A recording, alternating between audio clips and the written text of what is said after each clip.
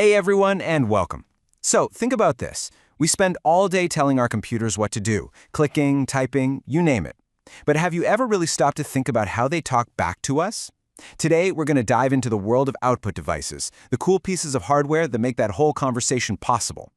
I mean, really, you type something, you click a button, you're giving it commands. That's all input.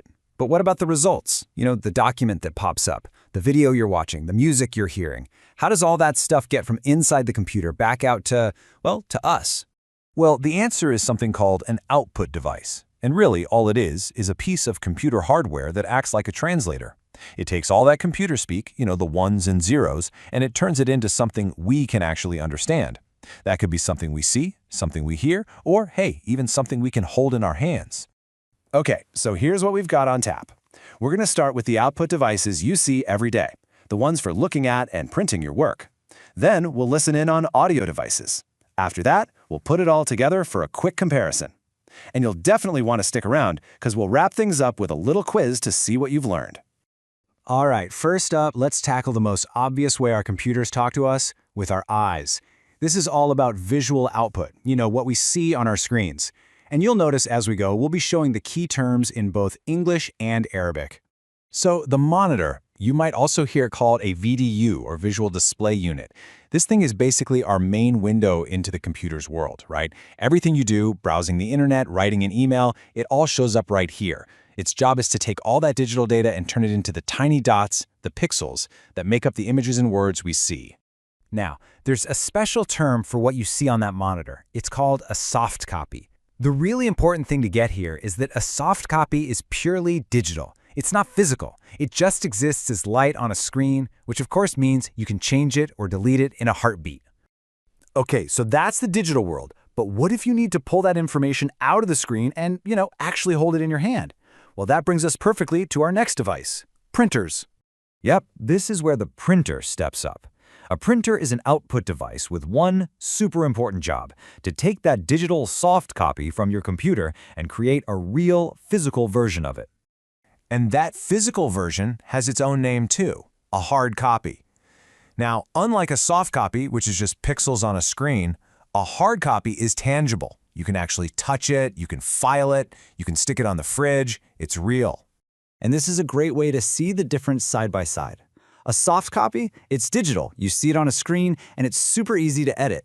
A hard copy, on the other hand, is physical. It's printed on paper, it's pretty permanent, and you can't exactly edit it with a click of a mouse. Like they say, there's no undo button on a piece of paper.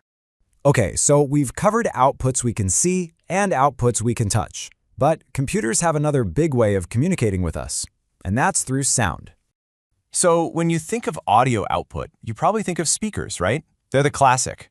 What they do is take digital audio signals, which are processed by a little thing inside your computer called a sound card, and they turn them into the actual sound waves we can hear.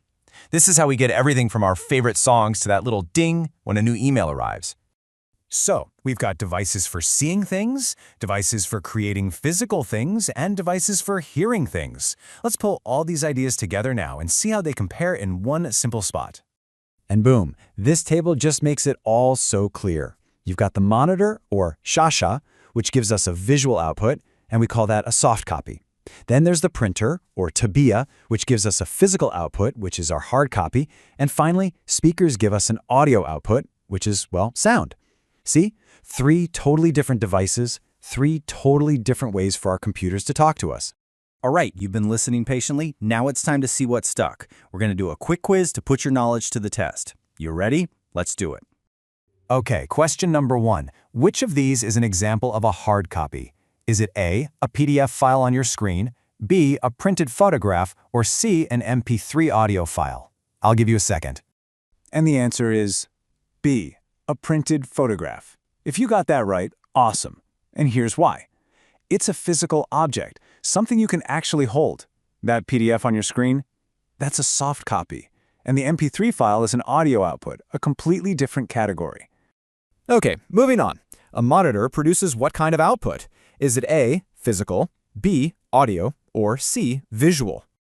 And the answer is C, visual. Of course. Remember, the monitor is our screen, our main visual display unit. It's all about what we can see. All right, last one for you. True or false? A text file that's displayed in Notepad is a soft copy. And that is true, 100%. Because it's just living on the screen as digital data, it's the classic definition of a soft copy. Now, if you hit print, that's when it becomes a hard copy. So there you have it.